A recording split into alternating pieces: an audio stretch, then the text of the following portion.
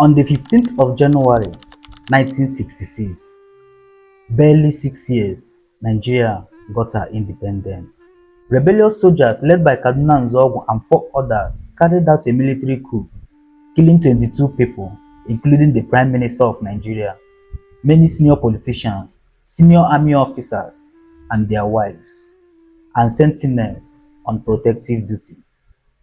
The coup plotters attacked the cities of Kaduna, Ibadan, and Lagos, while also blockading the Niger and Benue River. Within a 2-day time span, before being overcome by loyalist forces, although the coup was considered a failure, it still resulted in a change from an elected government to a military government, albeit led by a different set of senior officers. It is also marked the start of succession of military coups in Nigeria. You see, Nigeria is a nation characterized by its ethnic diversity, experienced growing tension in the post-independence period, as various groups began to express concern over political marginalization and inadequate representation in the government. In the 1964 regional election, Chief Samuel Ladoke Akintola emerged as the winner in the Western region. His victory was widely perceived as being influenced by Northern political interest, with Akintola often described as a proxy for Northern elites. Allegations of widespread electoral malpractice and voting rigging fueled unrest in the Western region, where many viewed the result as a sign of Northern dominance over regional affairs. In response, segments of the Western populace engaged in violent protests, including acts of arson and targeted killings. This period of turmoil culminated in the outbreak of Operation Wet, a series of politically motivated attacks, primarily involving the burning of properties and vehicles associated with political opponents. The violence and the instability that followed were among the key factors contributing to the military coup. By August 1965, the plan for the coup was formed. A group of army majors, commonly known as the January Boys, Emmanuel Ifeajuna, Chukwuma Nzeogwu, Timothy Onwatuegwu, Chris Anoforo, Don Okafor, Humphrey Chukwuka, Emmanuel Nwobosi, Ben Bulie, and Adewale Ademoyega began plotting a coup d'etat against incumbent Prime Minister Abubakar Tafawa Belewa.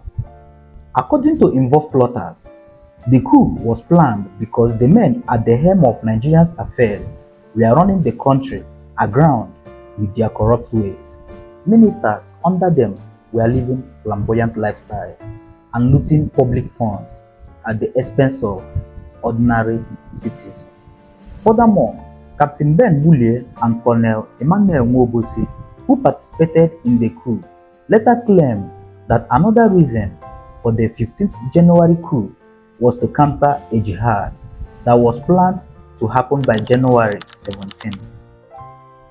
The president of Nigeria, Nnamdi Azikiwe, left the country in late 1965, first for Europe, then on a cruise to the Caribbean. Under the law, the Senate President, Nwafo Orizu, became acting president during his absence and assumed all the power of the office. You see, the coup will be widely known as the Igbo coup. But wait, the planning of the coup began with an inner circle of university-educated young officers who intended a national military revolution by seizing power in the regional capital of Kaduna and Ibadan, and later taking control of Lagos. Nzeogwu was overall commander, oversaw the coup, the northern region, with Timothy Onwatuegwu as a co-commander and Ben Bulie under their command at Kaduna, They were to eliminate the Northern Premier and the Northern political establishment. Nzeogwu began his preparation by organizing a 2-day night training exercise called Operation Damisa to train soldiers in new fighting techniques as the chief instructor of the Nigerian Military Training College in Kaduna. Nzeogwu was able to organize such exercises without arousing any suspicion. The exercise was approved by authorities of the 1st Brigade headquarters, apparently unaware of the real intention of Nzeogwu. And the brigade major, Alfonso Keshi, had sent circulars to all units operating under the brigade to contribute troops towards the success of the exercise. By the time Major Keshi realized Operation Damisa was actually a military conspiracy, it was too late to counter the operation. At midnight on the 14th January, the final night of the exercise, Nzeogwu told his officers and men the real purpose of the exercise. The commander in Lagos was Ifajuna, and his subordinates were Anoforo, Chukwuka, Ademoyega, and Okafor. Ifajuna also oversaw the coup in the western region at Ibadan, but its execution was carried out by Mobosi. Ifajuna codenamed his part of the coup Operation New Wash and was responsible for the arrest of Prime Minister Belewa. Okafor was to arrest GOC Ironsi, Mobosi to arrest Akintola, and Ademoyega was to announce the military takeover at the Nigerian Broadcasting Corporation. The day prior to the coup, Brigadier Mamalari hosted a lavish wedding party at his Ikoyi residence, attended many officers and politicians including Aguiyi Ironsi, Yakubu Gowon, and Ifajuna himself, who served as Mamalari's right-hand man. The military was at the time actively deployed in Lagos to police the insecurity in the western region following the 1965 election.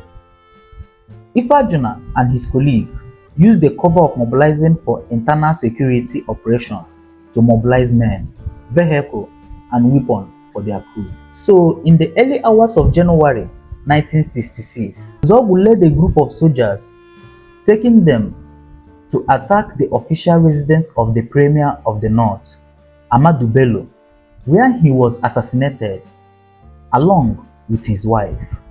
According to a Nigerian Police Special Branch report, Nzeogwu executed at least 4 army and police security personnel, including one of the men on his team, Sergeant Daramola Oyekoge.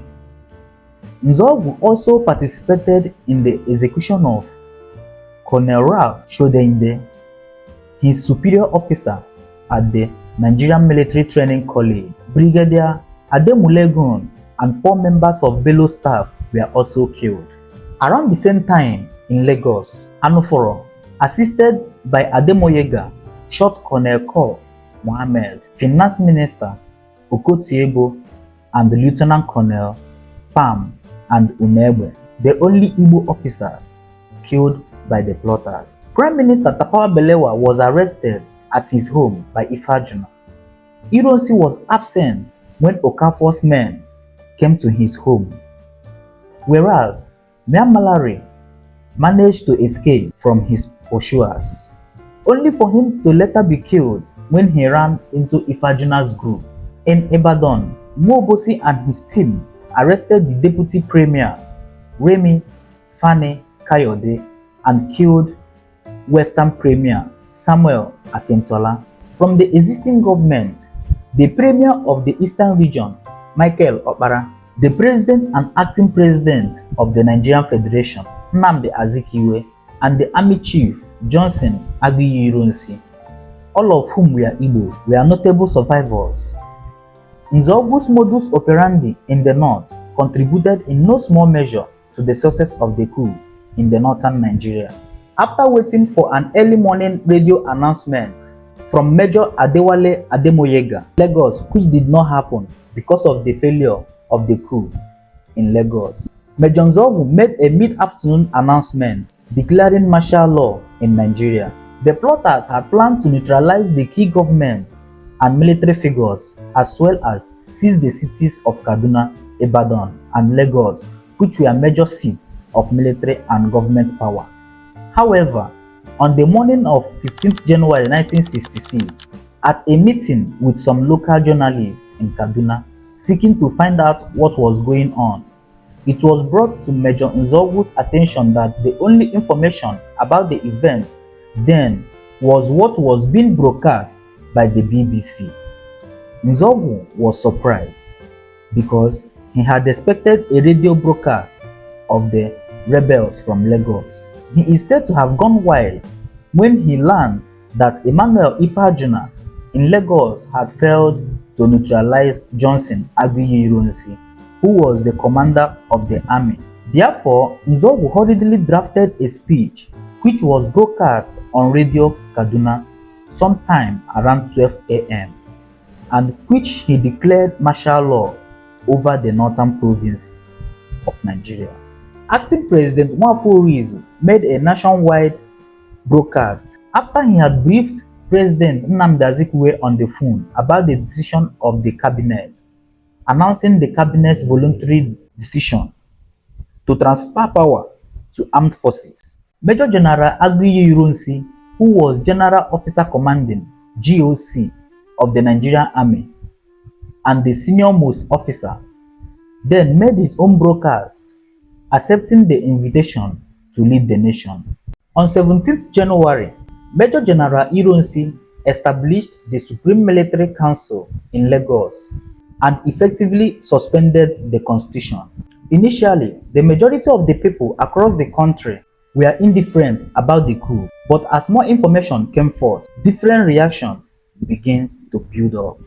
Johnson Aguiyi Ironsi was accused of being the part of the conspiracy, while others viewed him as having been compelled to take control of the government of a country in upheaval. Either way, government overthrow put Nigerian nascent democracy on hold for a long stretch of time. General Aguiyi Ironsi's conspiracy to power was deemed to inadvertently be part of the conspiracy of the coup plotters, who were predominantly Igbo majors to pave the way for an Igbo head of state. Furthermore, Aguiyi Ironsi had been invited to assume power by Nwafọ, the acting president, who was also from the Igbo ethnic group. The coup was later tagged an Igbo coup by the ethnic groups in the country. The reason why they tagged the coup as an Igbo coup because out of 22 casualties, only one person was an Igbo origin. But you see, many has come forward to debunk that it wasn't an Igbo coup, and many has written books where it was stated that it wasn't an Igbo coup.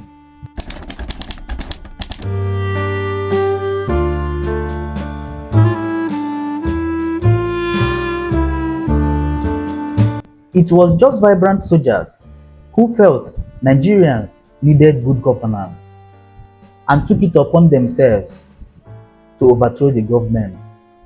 But you see, as at that time, the Igbos were dominantly in the military. Thank you for watching. Please subscribe, like, and share.